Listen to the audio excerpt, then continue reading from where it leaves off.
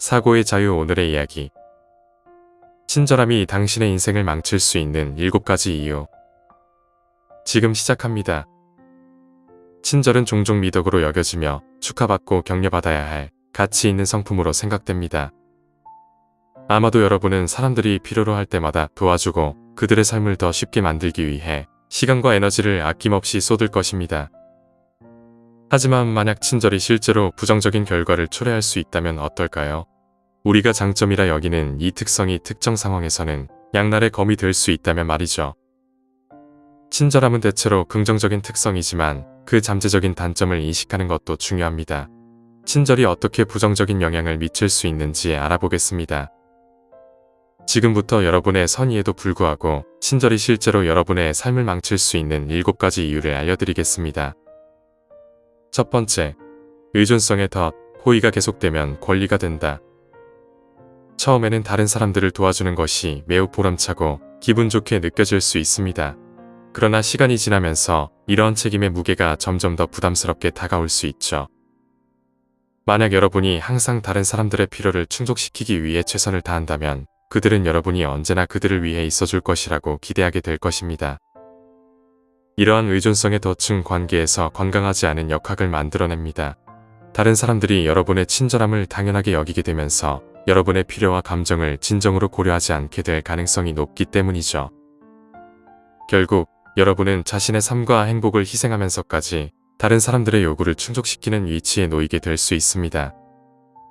이러한 상황은 여러분에게 정서적, 정신적으로 큰 부담을 줄 수 있으며 장기적으로는 관계의 균형을 깨트릴 수 있습니다. 여러분은 모든 사람의 문제를 해결할 수 있는 존재가 아니라는 점을 기억하는 것이 중요합니다. 자기 자신을 돌보는 것도 중요한 일입니다. 스스로의 필요를 충족시키고 건강한 경계를 설정하는 것이야말로 진정한 의미의 건강한 관계를 유지하는 방법입니다. 두 번째, 자기 방치의 위험. 주변 사람들에게 친절하고 지지해주고 싶은 마음은 자연스러운 일입니다. 하지만 그 친절이 자신의 자기 관리와 웰빙을 희생하게 되는 순간 그것은 해로워질 수 있습니다. 언제나 남을 우선시하다 보면 자신의 신체적, 정신적, 감정적 필요를 소홀히 하게 됩니다. 이로 인해 번아웃, 피로, 원망, 그리고 스트레스 관련 질병이나 우울증 같은 건강 문제를 초래할 수 있죠. 개인적인 웰빙을 무시하면 관계와 삶의 전반적인 질에도 부정적인 영향을 미칠 수 있습니다. 에너지가 부족해지거나 다른 사람들과 제대로 교류하지 못하거나 자신의 관심사와 목표를 추구할 여력이 없어질 수 있기 때문입니다. 여러분이 모든 문제를 해결할 필요는 없습니다. 사실 다른 사람들을 돕는 가장 좋은 방법은 먼저 자신을 돌보는 것입니다. 자기 관리를 통해 에너지를 충전하고 건강한 상태를 유지해야만 다른 사람들에게 진정한 도움을 줄 수 있습니다. 세 번째, 파괴적인 행동의 부추김. 끊임없이 용서하고 받아들이며 지지해주는 것이 항상 좋은 것만은 아닙니다. 상대방의 잘못된 행동에 책임을 묻지 않을 때 우리는 그들의 부정적인 습관을 더욱 공고히 하고 개인적 성장을 방해할 수 있습니다. 다른 사람의 실수에 대해 늘 보호막을 쳐주면 그들은 자신의 행동을 되돌아보고 중요한 교훈을 얻어 긍정적인 변화를 이루는 기회를 잃어버리게 됩니다. 비록 이런 행위가 친절하고 배려 깊은 것처럼 보일 수 있으나 실제로는 파괴적인 행동을 계속하게 만들고 결국 무력감, 좌절감, 죄책감을 야기할 수 있습니다. 대신 누군가가 도움을 요청하거나 문제에 맞서 싸울 수 있도록 격려하는 것이 문제를 해결하는 더 낫고 효과적인 방법입니다. 이렇게 함으로써 우리는 그들이 스스로의 힘으로 성장하고 발전할 수 있는 기회를 제공하게 됩니다. 네 번째, 경계선의 소실. 친절함이 항상 준비된 상태와 희생을 의미한다고 여겨질 때 우리는 건강한 경계를 세우고 지키기 어려워집니다. 분명한 경계가 없으면 우리 자신의 필요와 욕구, 개인적 공간을 정의하고 지키기가 힘들어지죠. 이는 우리가 계속해서 주기만 하고 받는 것이 적어지게 되며 이는 결국 우리가 이용당하고 소중히 여겨지지 않는다고 느끼게 만들 수 있습니다. 따라서 자신이 실제로 얼마나 줄 수 있는지 자신에게 솔직하게 묻는 것이 중요합니다. 다른 사람을 돕기 위해 하는 일이 자신의 건강과 행복에 어떤 영향을 미치는지 신중히 고려해야 합니다. 우리의 친절함이 우리 자신을 해치지 않도록 우리의 한계를 인식하고 존중하는 것이 중요합니다. 다섯 번째, 소통의 어려움. 친절함만을 우선시할 때 때로는 진짜 생각이나 감정을 숨기며 어려운 주제를 피하게 됩니다. 이런 방식은 진솔한 대화를 어렵게 하며 갈등을 건강하게 해결하는 데 방해가 됩니다. 또한 다른 사람들 앞에서 좋은 인상을 남기려는 의도로 이어질 수 있어 스스로를 지속적으로 승인받으려 하고 어떠한 불화나 대립도 피하려는 경향이 생깁니다. 심지어 이런 행동이 본인의 진정한 가치나 필요와 상충될 수 있음에도 말이죠. 이러한 상황은 결국 자신감과 진정성의 상실로 이어질 수 있습니다.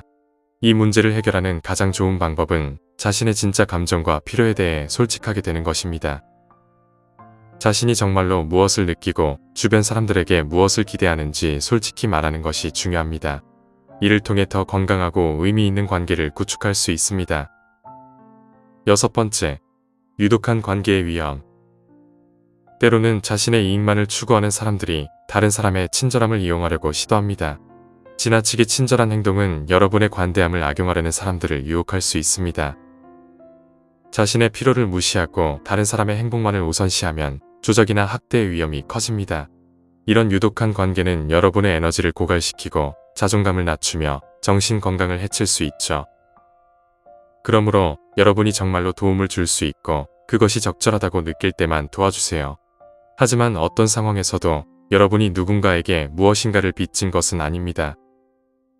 만약 누군가가 여러분에게 그렇게 느끼게 한다면 그 관계에 대해 다시 생각해 볼 필요가 있습니다. 건강한 관계는 상호 존중과 이해를 바탕으로 해야 하며 어느 한쪽만을 위한 것이어서는 안 됩니다. 7번째, 성장의 장애물. 끊임없이 남을 먼저 생각하는 태도는 때로 우리 자신의 성장과 발전을 가로막는 장벽이 될 수 있습니다. 성장이란 우리를 편안함의 경계를 넘어서게 하고 어려움과 마주하게 하며 때로는 예상치 못한 위험을 감수하게 만드는 과정입니다. 이 과정을 통해 우리는 더 강해지고 회복력을 기르며 자신을 더욱 발전시킬 수 있습니다. 그러나 만약 우리가 항상 다른 사람의 만족과 행복을 자신의 것보다 앞서게 한다면 우리는 자신의 성장 가능성을 제한하게 됩니다.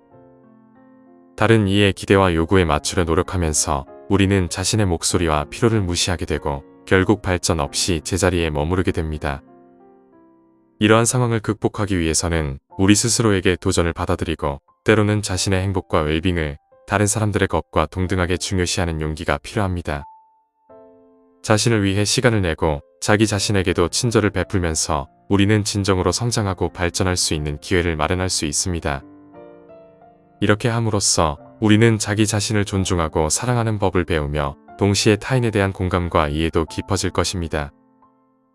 궁극적으로 우리 자신과 타인에 대한 균형 잡힌 친절은 우리 모두가 더 건강하고 행복한 삶을 영위하는 데 필수적입니다. 우리는 자신뿐만 아니라 타인과의 관계에서도 진정한 성장과 발전을 경험할 수 있습니다. 중요한 것은 친절을 베푸는 것과 자신의 필요와 웰빙을 중요시하는 것 사이에 균형을 찾는 것입니다.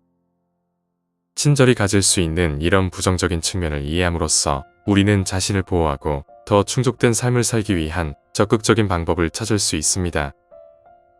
결국 자신에게 친절을 베푸는 것이 남에게 친절을 베푸는 것만큼 중요합니다. 오늘 이야기는 여기까지입니다. 영상이 마음에 드셨다면 구독과 좋아요 부탁드립니다. 시청해주셔서 감사합니다.